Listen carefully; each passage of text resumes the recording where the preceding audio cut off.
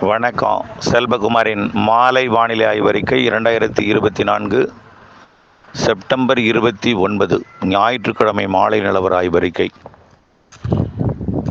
வானிலை அமைப்பு: நிலநடுக்கோட்டு இந்திய பெருங்கடல் மற்றும் இலங்கை இடைப்பட்ட பகுதியில் உருவாகியிருந்த காற்று சுழற்சி கடலோடு இணைந்த தாழ்வு நிலை, அதாவது காற்று சுழற்சி கடலோட மேற்பரப்பில் இணைந்த நிலையில் தற்பொழுது மன்னார் வளைகுடா, இலங்கை, குமரிக்கடல், அதனை ஒட்டியுள்ள தென் தமிழ்நாட்டில் நிலை கொண்டிருக்கிறது. கிழக்கு காற்று, அதாவது இந்த சுழற்சியிலிருந்து வரக்கூடிய கிழக்கு காற்று டெல்டா மாவட்டங்கள் மற்றும் வடகடலோரம் வழியாக உள்ளே வலுவாக நுழைகிறது. இருகாற்று இணைவு என்பது தற்பொழுது கேரள மாநிலத்தில் ஏற்பட்டிருக்கிறது. கேரள எல்லையோர பகுதிகளில் மழைப்பொழிவு தொடங்கி இருக்கிறது. இன்றைய மழைப்பொழிவு தாமதமாக தொடங்கி இருக்கிறது. கண்டிப்பாக இன்றைக்கு மழைப்பொழிவு தாமதமாக தொடங்கினாலும் மேற்கு தொடர்ச்சி மலை மாவட்டங்கள், மேற்கு மாவட்டங்கள், தென் மாவட்டங்கள் என பெய்து கொண்டு டெல்டா மாவட்டங்களோட தெற்கு பகுதி வரைக்கும் ராமநாதபுரம், புதுக்கோட்டை என்று நள்ளிரவுக்கு பின் நாளை அதிகாலையில் வந்து கொடுக்கும். ஆக தற்பொழுது தொடங்கியிருக்கூடிய கேரள மழை ஒரு 7-8 மணி அளவிலே தென் மாவட்ட மேற்கு தொடர்ச்சி மலைப்பகுதிகளிலையும், கோயம்புத்தூர், நீலகிரி மற்றும் திருப்பூர் மாவட்ட தெற்கு பகுதி, கொடைக்கானல், தேனி, விருதுநகர் மற்றும் தென்காசி, திருநெல்வேலி, கன்னியாகுமரி மாவட்டத்துக்கு தொடங்கி 11 மணி வரை மேற்கு மாவட்டங்கள், தென் மாவட்டங்களில் கொஞ்சம் பரவலாக பொழிந்து நள்ளிரவிலே ராமநாதபுரம் கடலோர பகுதி உட்பட சிவகங்கை, மதுரை, விருதுநகர் மாவட்ட கிழக்கு பகுதி, தூத்துக்குடி மாவட்ட கடலோர பகுதி, திருநெல்வேலி மாவட்ட கடலோர பகுதி எல்லாம் பொழிந்து ஒதுக்கி தான் பொழிந்து நள்ளிரவுக்கு பின் அதிகாலை நேரத்தில் டெல்டா மாவட்டங்களின் தெற்கு பகுதிக்கு கண்டிப்பாக ஒரு 6-7 மணிக்குள் காலைக்குள் வந்தடையும் என்று எதிர்பார்க்கப்படுகிறது. நாளைக்கு பிறகு இந்த கிழக்கு காற்றோட வேகம் கண்டிப்பாக குறையும். தற்பொழுது குமரிக்கடல், இலங்கை, மன்னார் வளைகுடா பகுதியில் மையமாக வைத்து நீடித்துக் கொண்டிருக்கூடிய இந்த காற்று சுழற்சி குமரிக்கடல் பகுதிக்கு நகர்ந்து பிறகு அரபிக்கடல் பகுதியை நகரும் பொழுது டெல்டா மாவட்டங்கள் நுழையக்கூடிய இந்த கிழக்கு காற்று என்பது தீவிரம் குறையும், இலங்கை தடுக்கும். அதனால் கண்டிப்பாக மழை பொழிவு டெல்டா உட்பட அனைத்து மாவட்டங்களுக்கும் நாளை மாலையிலிருந்து கிடைக்கும்.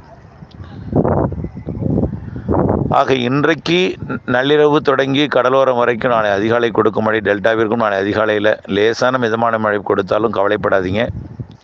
நாளை 30ஆம் தேதி மாலை இரவிலிருந்து டெல்டாவிற்கும் மழை கிடைக்கும். அந்த மழை தென் மாவட்டம், மேற்கு தொடர்ச்சி மலை மாவட்டம், திண்டுக்கல் உள்ளிட்ட மாவட்டம். இன்றைக்கே திண்டுக்கல் உண்டுங்க. திண்டுக்கல், கரூர், திருச்சி, ஈரோடு, கோயம்புத்தூர், நாமக்கல், சேலம், திருச்சி, தஞ்சாவூர் மற்றும் அரியலூர், பெரம்பலூர் வரைக்கும் கொடுக்க வாய்ப்பு இருக்குது. ஆனால் அரியலூர், பெரம்பலூருக்கு இன்றைக்கு கொடுக்காவிட்டாலும் கவலைப்படாதீங்க. திருச்சி, புதுக்கோட்டை, டெல்டா தெற்கு பகுதிக்கு உறுதியாக உண்டு அதிகாலைக்குள்ளே. நாளை கண்டிப்பாக அரியலூர், பெரம்பலூர் உட்பட கொடுக்கும்.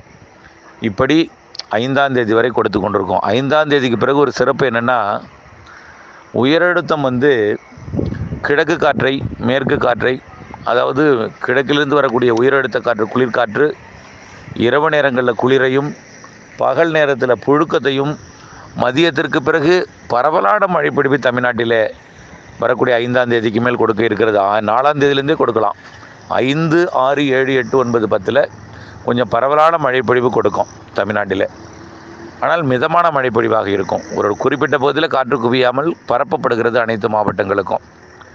ஆக வரக்கூடிய 5ஆம் தேதிக்கு மேல் கொடுக்கக்கூடிய மழை இதுவரைக்கும் பெய்யாத இடங்களுக்கும் பொழியும். அந்த மழைப்பொழிவு ஒரு வாரத்திற்கு திரும்ப பெய்த இடத்திற்கு மாலை வந்துவிட்டால் மழை கொடுக்கும் வகையில் நல்ல மழைப்பொழிவு கொடுக்க இருக்கிறது. மாலை வந்துவிட்டால் நல்ல மழைப்பொழிவு 5ஆம் தேதியிலிருந்து தீவிரமடைய இருக்கிறது. அந்த மழைப்பொழிவு 14ஆம் தேதி வரை தொடர வாய்ப்பு இருக்குது. இதில் 8, 9 கொஞ்சம் தீவிரம் குறைவாக இருக்கும். இருந்தாலும் மீண்டும் 10லேருந்து தீவிரமடையும் 14 வரைக்கும். உச்சகட்ட தென்மேற்கு பருவமழை அப்போது ஆந்திர பிரதேசத்தில் ஒரு நிகழ்வு உருவாக வாய்ப்பு இருக்குது அந்த நேரத்தில்.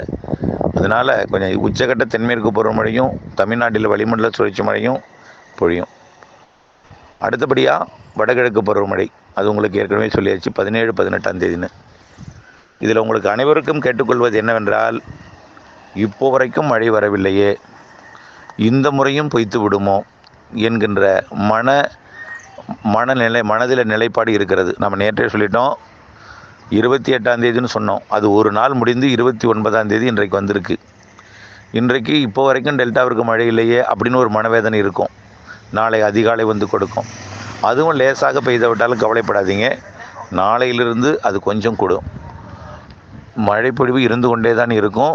கண்டிப்பாக வரக்கூடிய 5ஆம் தேதியிலிருந்து நல்ல மழைப்பொழிவு, ஒரு பரவலான மழைப்பொழிவு கொடுக்க இருக்கிறது என்பதையும், அனைவருக்கும் அந்த மழைப்பொழிவு மிதமான மழைப்பொழிவாக இருக்கும் என்பதையும்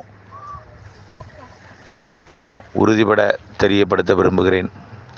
தயவு செய்து சற்றே பொறுமை காக்கவும், குறைந்தபட்சம் ஒரு நாளாவது பொறுமை காத்திருக்க அன்போடு கேட்டுக்கொள்கிறேன். நாளை அதிகாலை வரை டெல்டாவின் தெற்கு பகுதிக்கும், நாளை மாலை வரை பிற டெல்டா பகுதிகளுக்கும் ஒட்டுமொத்த பரவலான ஒரு சீரான மழைப்பொழிவு 5ஆம் தேதியிலிருந்தும், 5ஆம் தேதி என்ன சொல்லிட்டீங்க, அதுக்கு முன்னாடி மழை இல்லாதுன்னு கேட்டுறாதீங்க. எங்கேயுமே ஒதுக்காத 5ஆம் தேதி மழை, ஒதுக்கி இப்போ பெய்கிற மழை. 5ஆம் தேதி மழை 5லிருந்து வரக்கூடியது ஒதுக்காது. ஆனால் மிதமாக இருக்கும், அளவில் குறைவாக இருக்கும். இப்போ பெய்கிற மழை பெய்கிற இடத்துல வலுத்திருக்கும், அருகருகே ஒதுக்கும். ஆனால் எல்லா நாளும் மழை உண்டு. இன்றைய மழைப்பொழிவு மட்டும் கொஞ்சம் தாமதமாக தொடங்கும். நாளைய மழைப்பொழிவு மாலையே வந்துடும். கண்டிப்பாக பின் மாலை முன்னிரவில் வரக்கூடிய நாட்கள்லாம் மழைப்பொழிவு கொடுக்கும். தொடர்ந்து வானிலை அறிக்கையோடு இணைந்திருங்கள். நம்ம ஏற்கனவே சொன்னதான் வடகிழக்கு பருவமழை பற்றிய அறிக்கை. வடகிழக்கு பருவமழை என்பது அக்டோபர் 17, 18 தொடங்குது.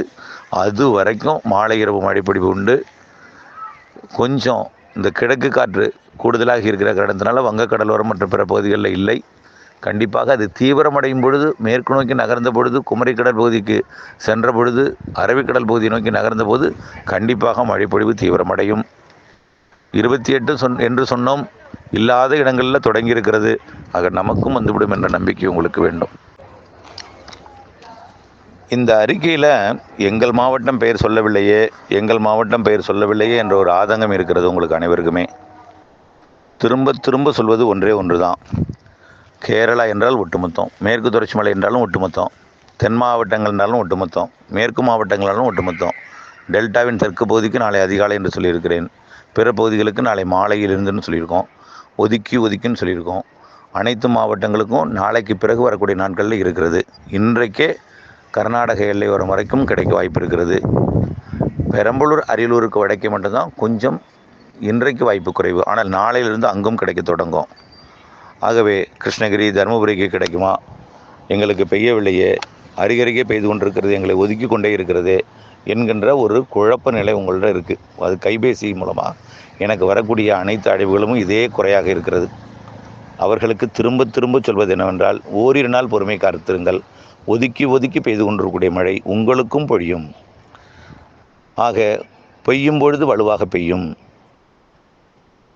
5ஆம் தேதியிலிருந்து ஒதுக்காத மழைப்பொழிவு, வடகிழக்கு பருவமழை வரையும் எல்லா மாலை இரவும் மழைப்பொழிவு இருக்கிறது. குமரிக்கடலை நோக்கி நகரட்டும், அரபிக்கடல் பகுதிக்கு வந்ததும் கிழக்கிலிருந்து வரக்கூடிய காற்றோட வேகம் குறையும் பொழுது வங்கக்கடலோரத்திற்கும் மழைப்பொழிவு கிடைக்கும். பிறகு வடமேற்கு காற்று மற்றும் வங்கக்கடலில் இருக்கக்கூடிய உயரழுத்த காற்று ரெண்டும் தமிழ்நாட்டில் சந்திப்பு ஏற்படுத்தி தினசரி மழைப்பொழிவு கிடைக்கும். தொடர்ந்தே இணைந்தே இருங்கள். நன்றி. பொறுமை காத்திடுங்கள்.